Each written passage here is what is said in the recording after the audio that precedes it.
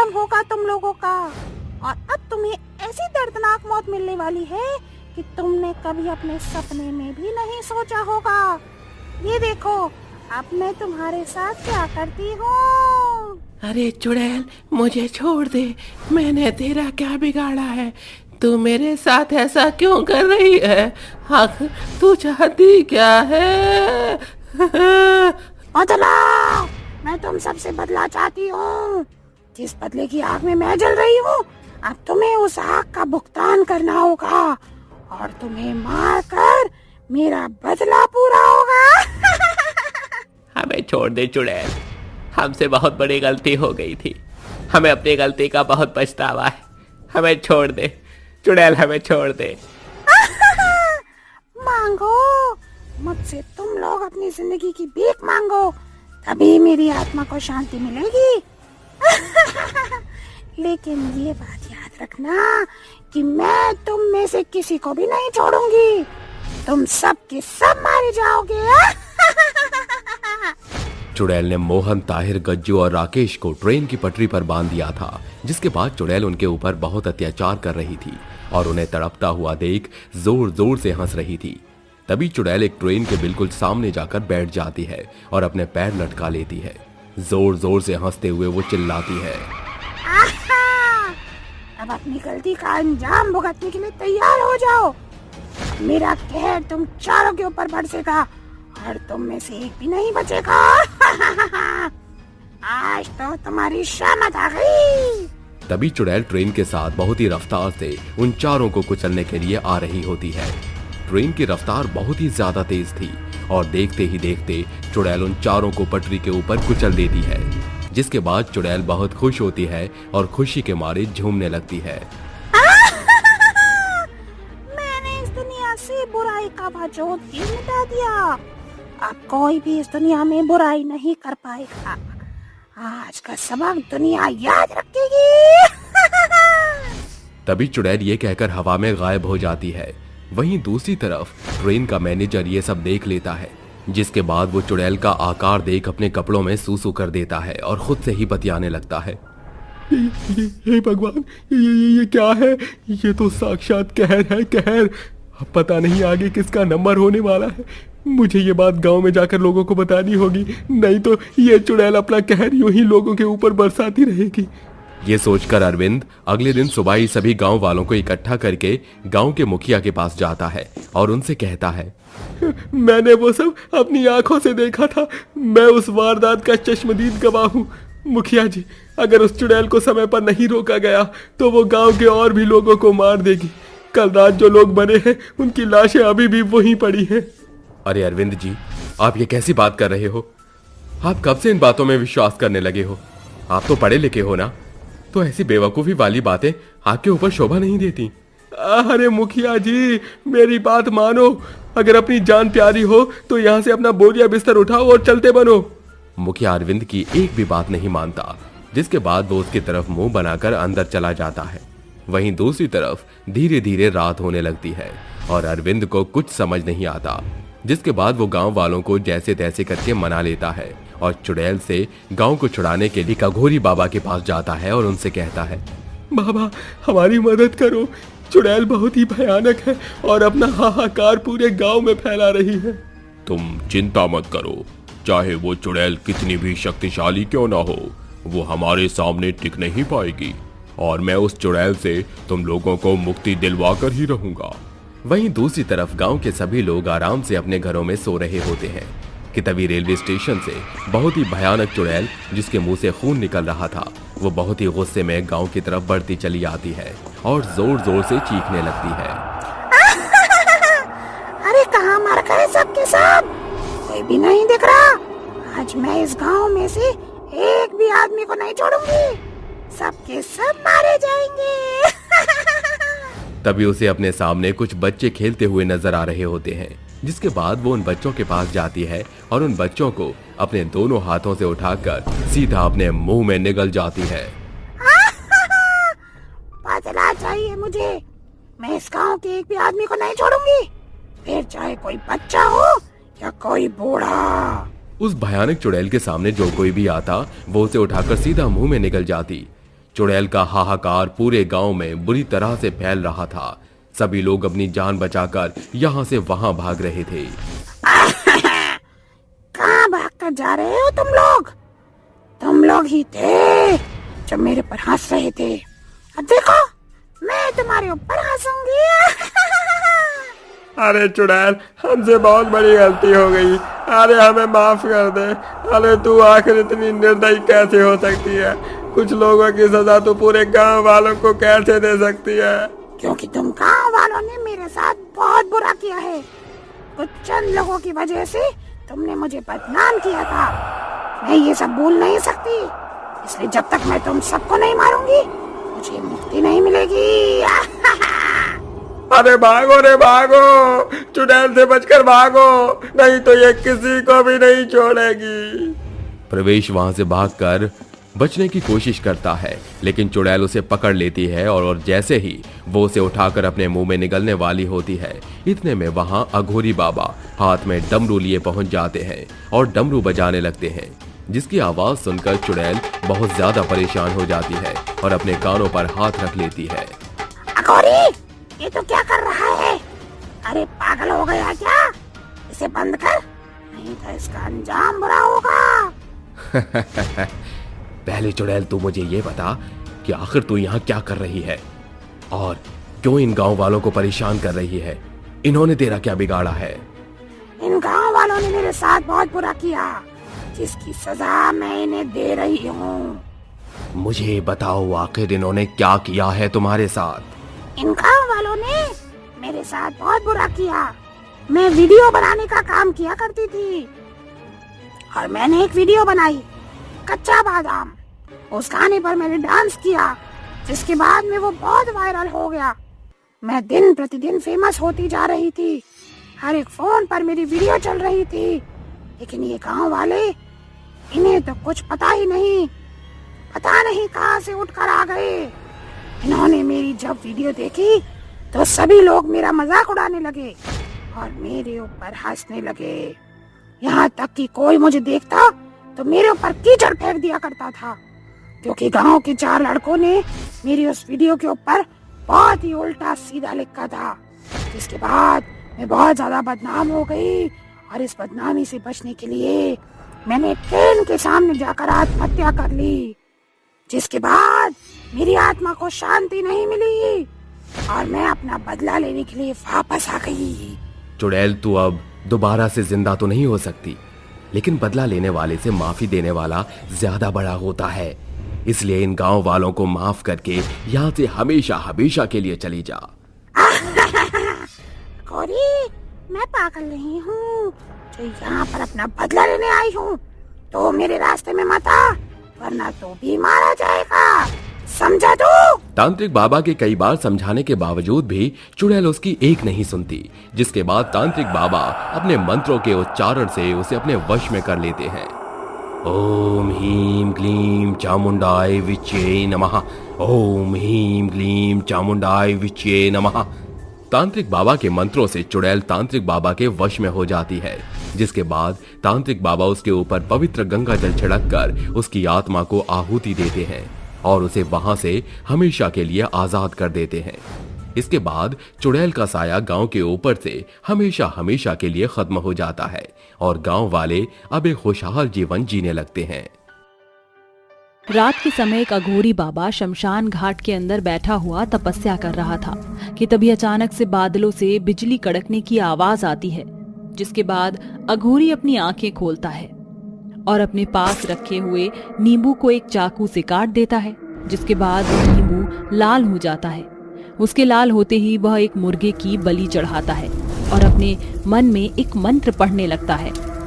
ओम ह्रीं क्लीं क्लीं चामुंडाय विच्चे नमः। ओम ह्रीं क्लीं क्लीं चामुंडाय विच्चे नमः। तभी जोरों की हवाएं चलती हैं और उस हवा के अंदर एक अजीब सा एहसास होता है, जिसके बाद अचानक से अघोरी बाबा के शरीर पर अजीब से दिखने वाले कीड़े चिपक जाते हैं, जो उनका खून चूसने लगते हैं। तभी पीछे से एक आवाज आती है, आजा मेरे राजा, तुझे हेवन दिखाऊंगी। अघोरी पीछे पलटकर नहीं देखता और चुपचाप अपने यज्ञ को पूरा करने में लगा रहता है। ओम ह्रीं क्लीं क्लीं चामुंडाय विचे नमः। ओम ह्रीं क्लीं क्लीं चामुंडाय विचे नमः। चुड़ैल अघोरी को परेशान करने के लिए कभी अघोरी के काम में फूंक मारती है तो कभी उसके शरीर पर नोच लेती। ऐसे ही वह अघोरी को बहुत परेशान करती, लेकिन अघोरी घनघोर तपस्या में लगा हुआ था। उसने एक बार भी पीछे पलटकर नहीं देखा। तभी अचानक से एक बहुत ही सुरीली आवाज में गाना गाने की आवाज आती है। गुमनाम है कोई, बदनाम है कोई, किसको खबर कौन है वो, अनजान है कोई, गुमनाम है कोई। तभी अघोरी अपनी आंखें खोलता है, जिसके बाद उसकी आंखों के सामने एक बहुत ही सुंदर नारी खूबसूरत गहनों के साथ बैठी होती है। जिसके बाद वो उससे कहता है, मुझे पता था कि तुम जरूर आओगी। आखिर मैं अपनी तपस्या में सफल हो ही गया। तो क्या चाहते हो तुम मुझसे, और क्यों बुलाया है तुमने मुझे यहाँ? और तुम जानते हो ना कि मेरे हर काम की एक कीमत होती है। मैं कीमत भुगतने के लिए तैयार हूँ, मुझे सिर्फ बदला लेना है। तो समझो तुम्हारा काम हो गया। उसके बाद वह नारी वहां से गायब हो जाती है और अघोरी वहां से चला जाता है। चलते चलते उसे पीछे से बहुत ही अजीब अजीब सी आवाज आने लगती है, लेकिन अघोरी एक बार भी पीछे मुड़कर नहीं देखता और सीधा रास्ता नाप कर वहां से निकल जाता है। जिसके बाद से उसे हर रोज रात के समय एक मुर्गी की बलि शमशान घाट में चढ़ा कर आनी पड़ती है। ऐसे ही कुछ दिन बीत जाते हैं, जिसके बाद एक दिन रात के समय गांव का एक लड़का एक खुली सड़क पर चल रहा होता है। तभी अचानक से उसे अजीबो गरीब आवाज सुनाई देने लगती है।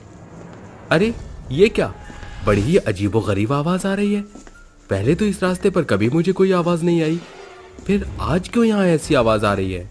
तभी उसे अपने पीछे किसी औरत के गाना गाने की आवाज आने लगती है, जिसे सुनते ही वह पीछे मुड़कर देखता है तो उसे कोई भी दिखाई नहीं देता। अरे यहाँ तो कोई भी नहीं है, बेकार में ही मुझे गाना गाने की आवाज आ रही थी। लेकिन ये गाना गा कौन रहा है? ये सोचकर वह आगे बढ़ता है, जिसके बाद दोबारा से उसे गाना गाने की आवाज आती है। गुमनाम है कोई,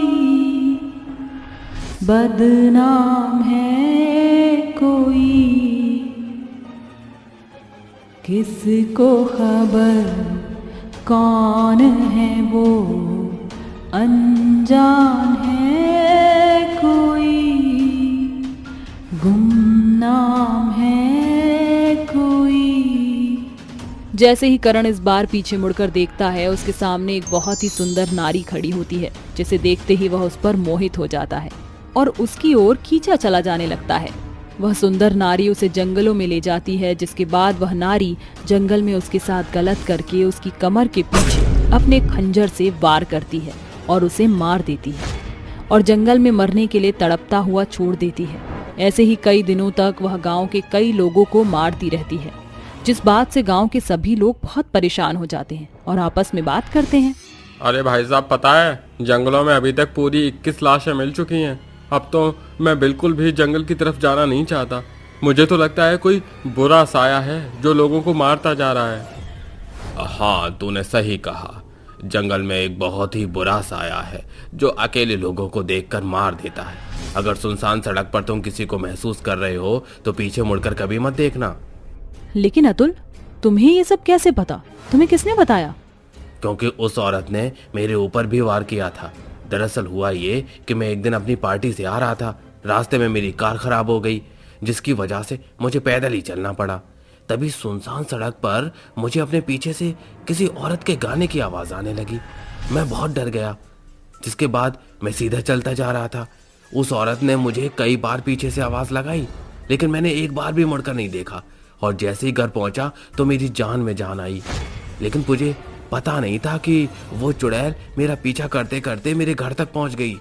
वो मेरे घर के नीचे खड़ी थी, बहुत सुंदर थी, कोई भी उसे देखे तो पागल हो जाए।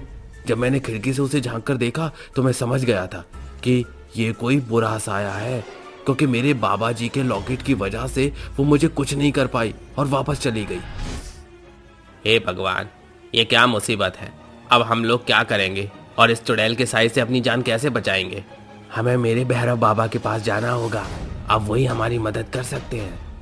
अतुल सभी को अपने साथ अपने भैरव बाबा के पास ले जाता है, जिसके बाद वे भैरव बाबा से कहता है, बाबा मैं विनती करता हूँ, हम गांव वालों को इस समस्या से बाहर निकालो, नहीं तो वो चुड़ैल अपने आतंक से गांव के हर एक आदमी को मार देगी। तुम लोग बहुत ही बड़ी संकट में हो, क्योंकि वो कोई मामूली चुड़ैल नहीं है।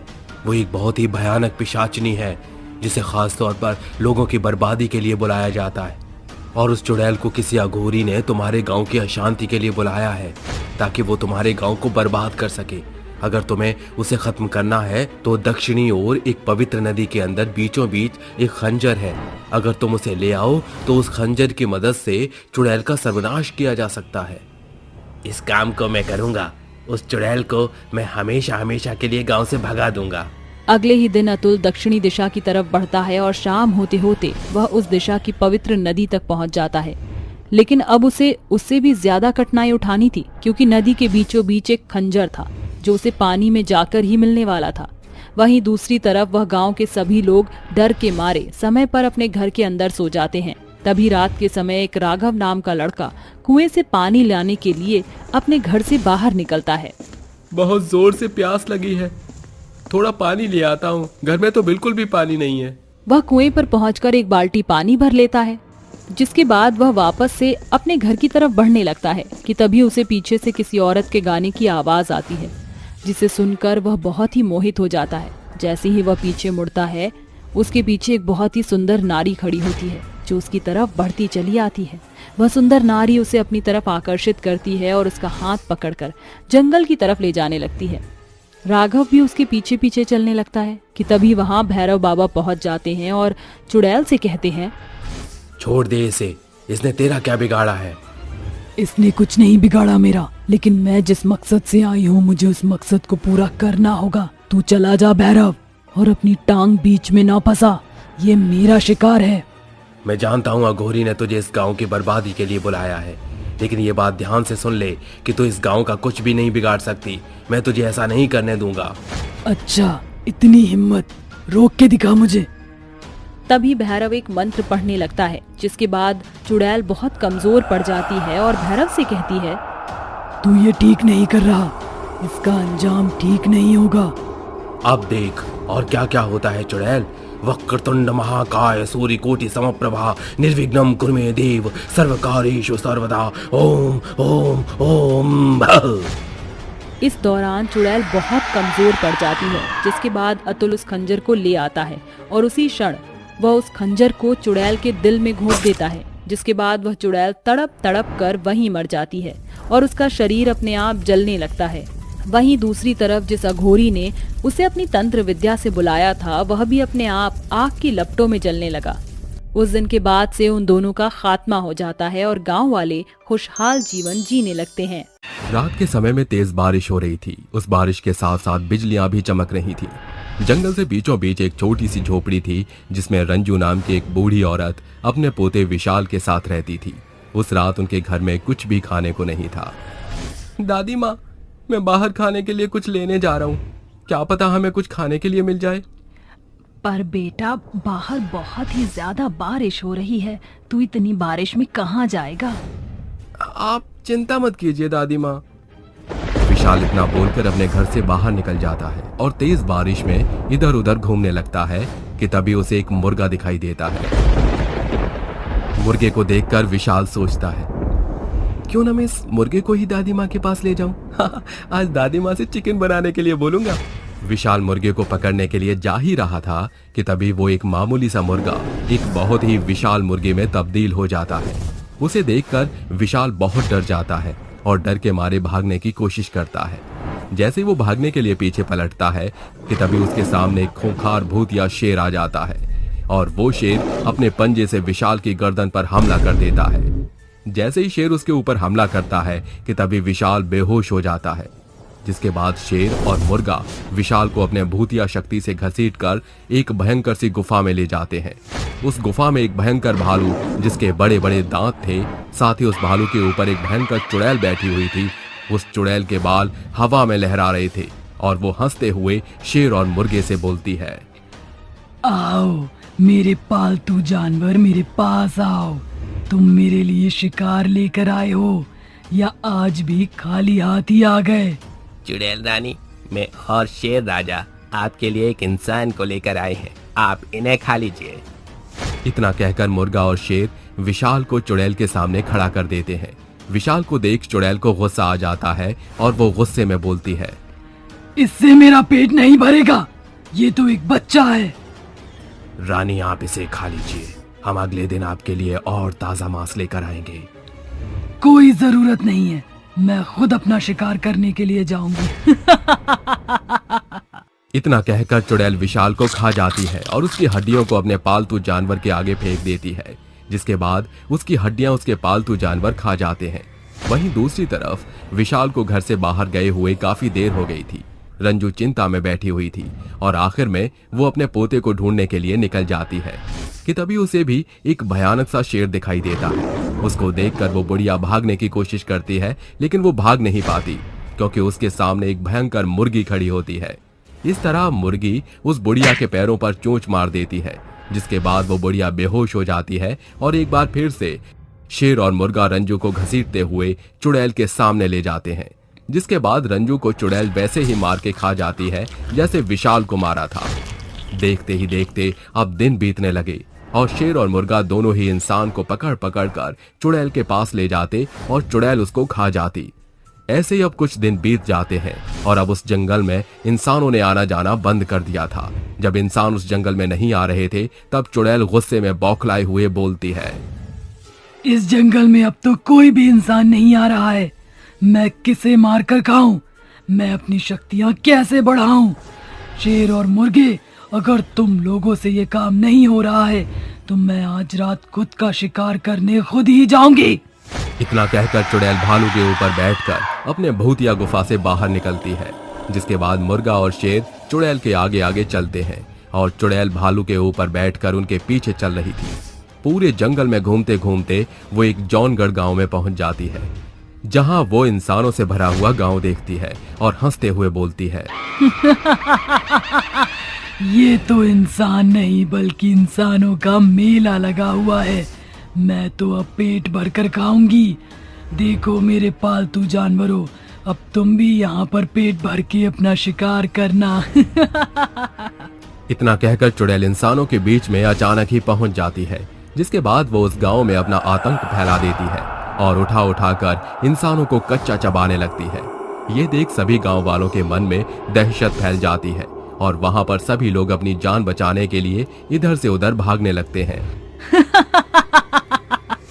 भागो, तुम कितनी दूर तक भाग सकते हो, भागो, क्योंकि मैं तुम सबको नहीं छोड़ूंगी।